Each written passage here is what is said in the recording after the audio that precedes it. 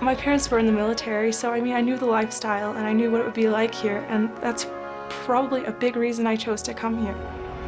I came out here and took a tour and took a look at the place, and kind of on the way back, my dad was like, well, what do you think of this? And I thought, you know, I'd really like to come here, and he was actually rather shocked to hear that, because actually kind of in high school I was always kind of a free spirit. I wanted to show up in the morning, but I didn't want to show up in the morning. I didn't know what was going to happen. I didn't know who was going to be there, what I would feel at the end of the day, whether or not I would want to be there at the end of the day. We were all really surprised because everybody was really nice. They were all, you know, giving you your name tags and getting you to, you know, sign in and everything. Nobody was really mean to you. If you got a question, just ask. It's like, hey, maybe this won't be that bad. Okay. Hey, welcome and good luck. Thank you. Maybe they changed induction day or something like that. Let me welcome you all to your Air Force Academy. The very first thing we did was listen to a speech in a tent telling us roughly what we could expect. Each and every one of you are here because you are fully qualified to strap this challenge on and graduate in 4 years. There's a bond that will be established over the next few years that'll stay with you for the rest of your life. So keep your sense of humor.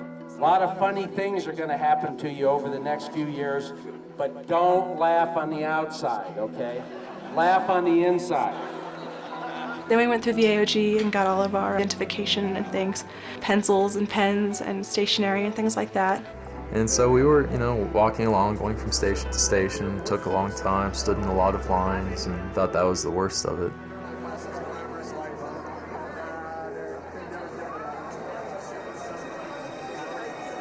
And so, you know, we get in line again in front of these buses, and somehow in the back of my mind something was saying, you know, like, bus ride is bad, you know, bus ride is bad. We got on the bus. I sat next to a boy who looked more terrified than I was. We get up to the bus, and it's like, you know, all right, we'll sit down, you know, whatever. So, you know, we're all sitting down there. To proceed, please. Keep your hands on your lap, best you can. Everything gets packed up. Yeah, and all hell breaks loose. All eyes on me. Sit up straight. You know, screaming at the top of his lungs, and you know, by this time we're rolling to our voluntary imprisonment. You will not speak unless spoken to. It seemed like that was the purpose of their existence, was to make ours miserable. It's like our world just shattered into a million pieces. You will respond with the following reporting statement.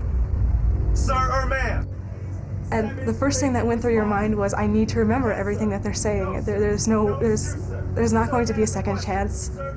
If I screw up now, it's going to be the end of the world. Have I made myself clear? Yes, sir.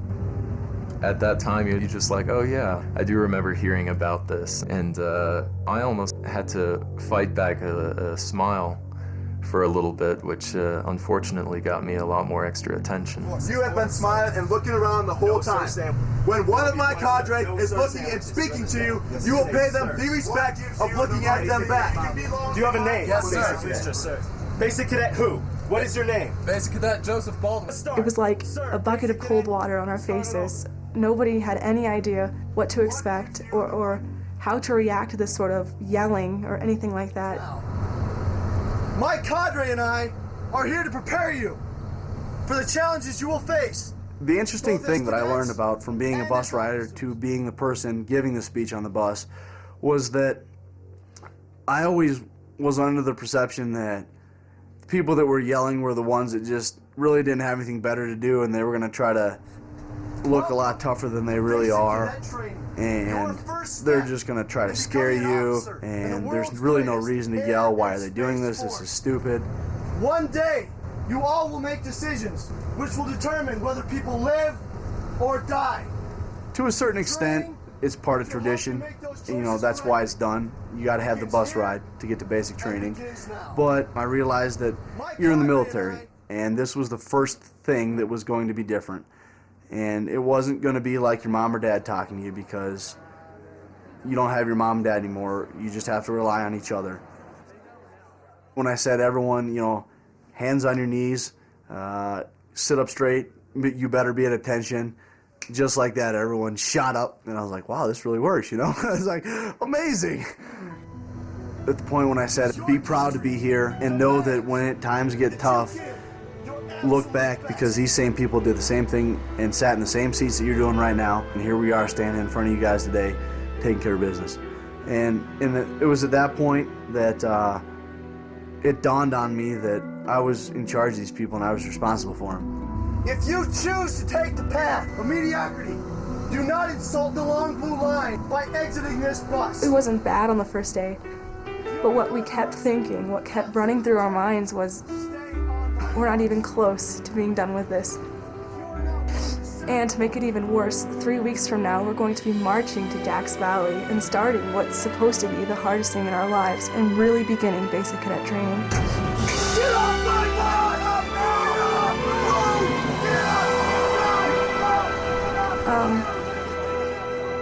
I don't know. It just seemed like there was absolutely nothing to do. Nothing that we could do to control our lives again, and nothing could possibly prepare us for it.